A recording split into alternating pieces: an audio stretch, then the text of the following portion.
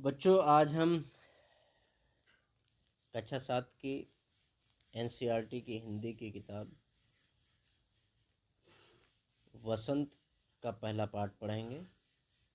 हम पंछी उन्मुक्त गगन के पाठ 1। हम पंछी उन्मुक्त गगन यानी खुला आसमान। हम पंछी उन्मुक्त गगन के पिंजरबद्ध न गा पाएंगे, कनक तीलियों से टकराकर पुलकित पंख टूट जाएंगे। हम बहता जल पीने वाले मर जाएंगे भूखे प्यासे, कहीं भली है कटुक निबोरी, कनक कटोरी की मैदा से। स्वर्ण श्रृंखला के बंधन में अपनी गति उड़ान सब भूले, बस सपनों में देख रहे हैं तरु की फुनगी पर के झूले।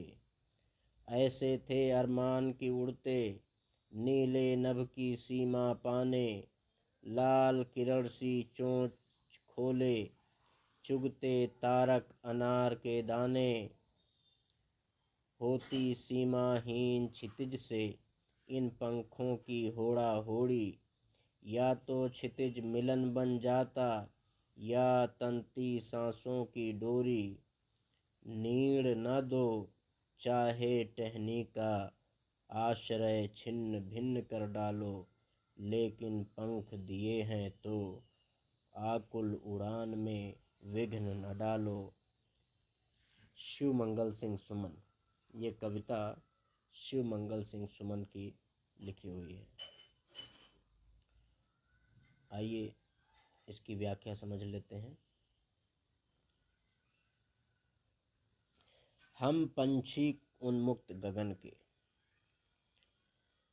कवि अपने आप को एक पंछी बता रहा है, एक चिड़िया, एक परिंदा बता रहा है। वो कहता है कि हम पंछी खुले आसमान के हैं। खुले आसमान के पंछी होना मतलब आज़ाद स्वभाव का होना। पिंजरबद्ध न गा पाएंगे यानी पिंजड़े में रहकर खुश नहीं रह पाएंगे। पिंजड़े में रहकर खुशी से गा नहीं सकते हैं। पाबंदियों में रहकर खुश नहीं रह सकते। कनक तीलियों से टकराकर पुलकित पंख टूट जाएंगे। कनक का मतलब होता है सोना, गोल्ड, और तीलियां मतलब पिंजड़े की जो तीलियां होती हैं।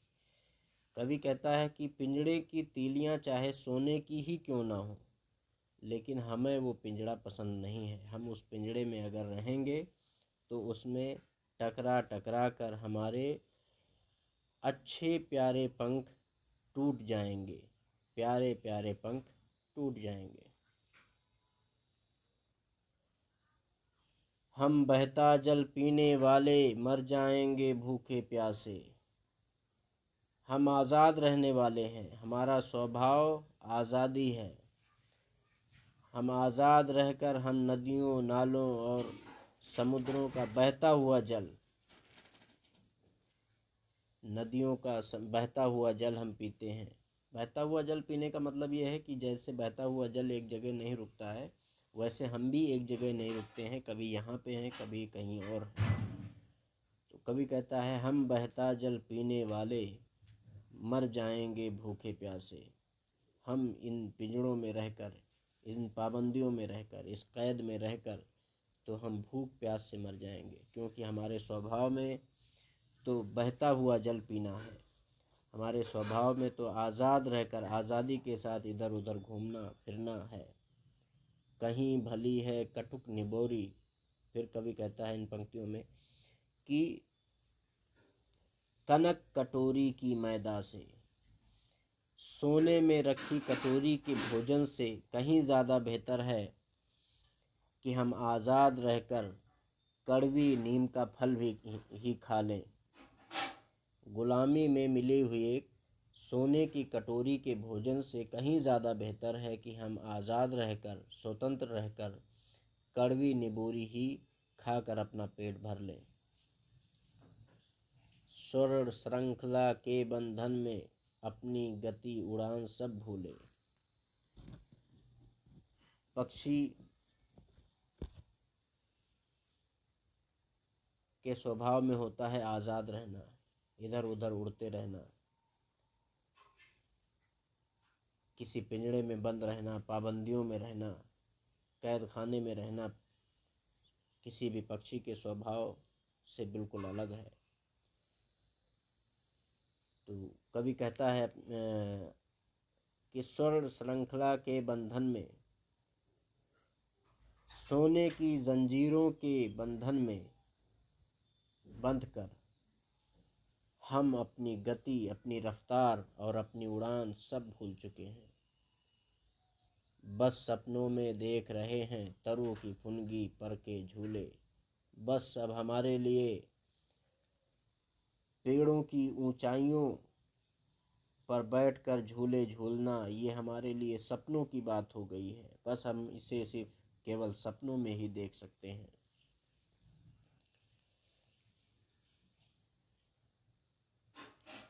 ऐसे थे अरमान की उड़ते, नीले नभ की सीमा पाने, लाल किरण सी चोंच खोले, चुगते तारक अनार के दाने। ये हमारे अरमान थे, ये हमारे ख्वाब थे कि हम आज़ाद रहते और उड़ते नीले आसमान की सीमा तलाश करने के लिए, यानी नीले आकाश में दूर तक उड़ते रहते, लाल किरण सी चोंच खोले और लाल किरण जैसी अपनी चोंच खोलकर तारों रूपी अनार के दानों को चुगते, यानी आकाश में दूर तलक परवाज़ भरते, उड़ान भरते। होती सीमाहीन क्षितिज से इन पंखों की होड़ा होड़ी। क्षितिज कहते हैं वो स्थान, वो जगह जहाँ पर हमें आकाश और धरती एक साथ मिलते हुए दिखाई देते हैं, जो वास्तव में मिलते नहीं हैं। ये हमारी नज़रों का धोखा होता है कि हमें एक दूरी पर आकाश और धरती एक जगह ऐसा प्रतीत होता है कि वो मिल रहे हैं, जिसकी वास्तव में कोई सीमा है नहीं। अगर हम फिर उस जगह पे आगे अगर जाके देखें तो हमें फिर उतनी ही दूरी पर वो आकाश और धरती मिलते हुए दिखाई देंगे।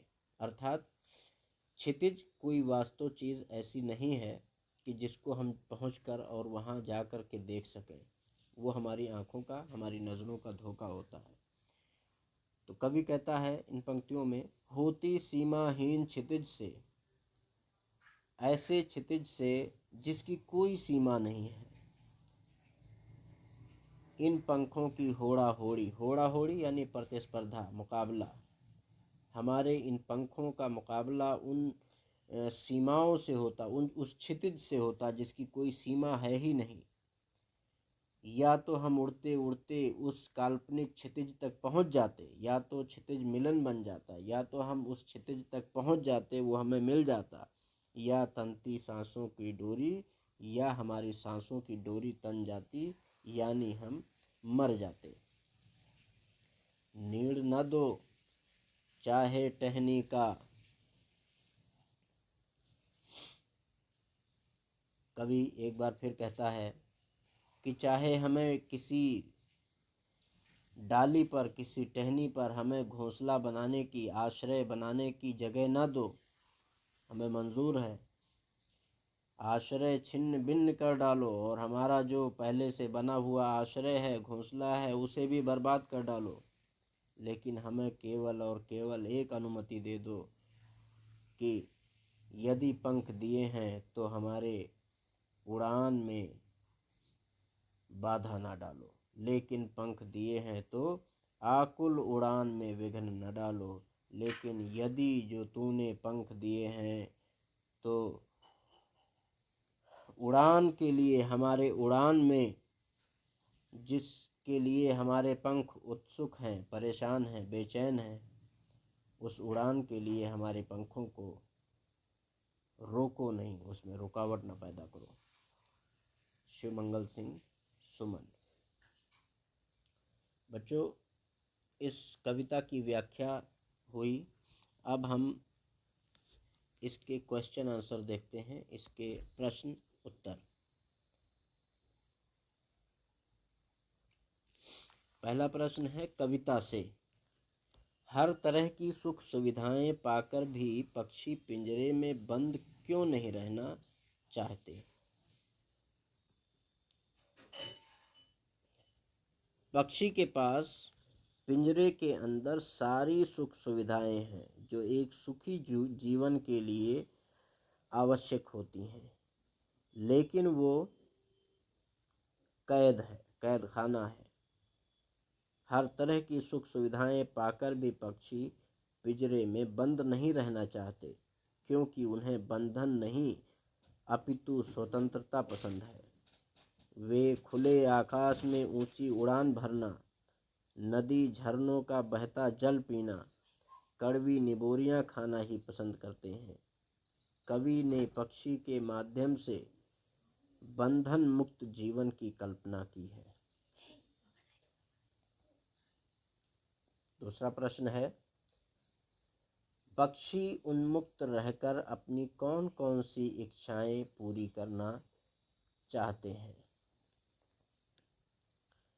उत्तर, पक्षी उन्मुक्त रहकर नीम के पेड़ से कड़वी निबोरियां खाना, खुले और विस्तृत आकाश में उड़ान भरना, नदियों झरनों का बहता पानी पीना, पेड़ की सबसे ऊंची टहनी पर झूलना और क्षितिज से मिलन करने की होड़ करते हुए अन्य पक्षियों के साथ उड़ान भरना इत्यादि इच्छाओं को पूरी करना एवं आजाद रहना चाहते हैं। प्रश्न 3, भाव स्पष्ट कीजिए। या तो क्षितिज मिलन बन जाता या तंती सांसों की डोरी। इसका भाव क्या है? या तो क्षितिज मिलन बन जाता या तंती सांसों की डोरी। प्रस्तुत पंक्ति का भाव यह है कि पक्षी क्षितिज के अंत तक जाने की चाह रखते हैं, जो कि मुमकिन नहीं है, परंतु फिर भी क्षितिज को पाने के लिए पक्षी किसी भी स्थिति का सामना करने के लिए तैयार है, यहाँ तक कि वे इसके लिए अपनी प्राणों को भी निछावर कर सकते हैं, अर्थात स्वतंत्रता की कीमत उसके प्राणों से बढ़कर है। कविता से आगे, बहुत से लोग पक्षी पालते हैं। का पक्षियों को पालना उचित है अथवा नहीं? अपने विचार लिखिए। क्या आपने या आपकी जानकारी में किसी ने कभी कोई पक्षी पाला है? उसकी देख रेख किस प्रकार की जाती है होगी, लिखिए। ये बच्चों आपको खुद से सोच करके लिखना है। नंबर 2, पक्षियों को पिंजरे में बंद करने से केवल उसकी आज़ादी का हनन ही नहीं होता, अपितु पर्यावरण भी प्रभावित होता है। इस विषय पर 10 पंक्तियों में अपने विचार लिखिए। ये भी काम आपको स्वयं करना है। अनुमान और कल्पना। क्या आपको लगता है कि मानव की वर्तमान जीवन शैली और शहरीकरण से जुड़ी योजनाएं पक्षियों के लिए घातक हैं? पक्षियों से रहित वातावरण में अनेक समस्याएं उत्पन्न हो सकती हैं।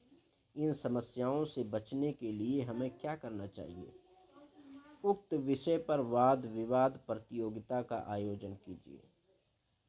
यदि नंबर 2, यदि आपके घर के किसी स्थान पर किसी पक्षी ने अपना आवास बनाया है और किसी कारणवश आपको अपना घर बदलना पड़ रहा है, तो आप उस पक्षी के लिए किस तरह के प्रबंध करना आवश्यक समझेंगे, लिखिए।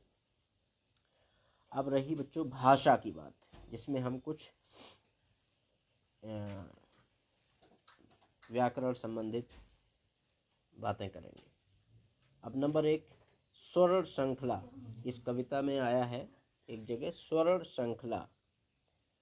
और लाल किरण सी में रेखांकित शब्द गुणवाचक विशेषण है। क्या है? विशेषण है। कौन से विशेषण? गुणवाचक विशेषण है। स्वर्ण श्रृंखला और लाल किरण सी डोरी में जो रेखांकित शब्द यानी स्वर्ण एवं लाल, ये गुणवाचक विशेषण है। कविता से ढूंढकर इस प्रकार के 3 और उदाहरण लिखिए। नंबर 2, भूखे प्यासे जो आपकी इस कविता में आया है में द्वंद्व समास है। इसमें कौन सा समास है? द्वंद्व समास है। इन दोनों शब्दों के बीच लगे चिन्ह को समासिक चिन्ह, इस तरह का चिन्ह जो है उसको समासिक चिन्ह कहते हैं। इस चिन्ह से और का संकेत मिलता है। जैसे भूखे प्यासे का मतलब है भूखे और प्यासे। इस प्रकार के 10 अन्य उदाहरण खोज कर लिखिए।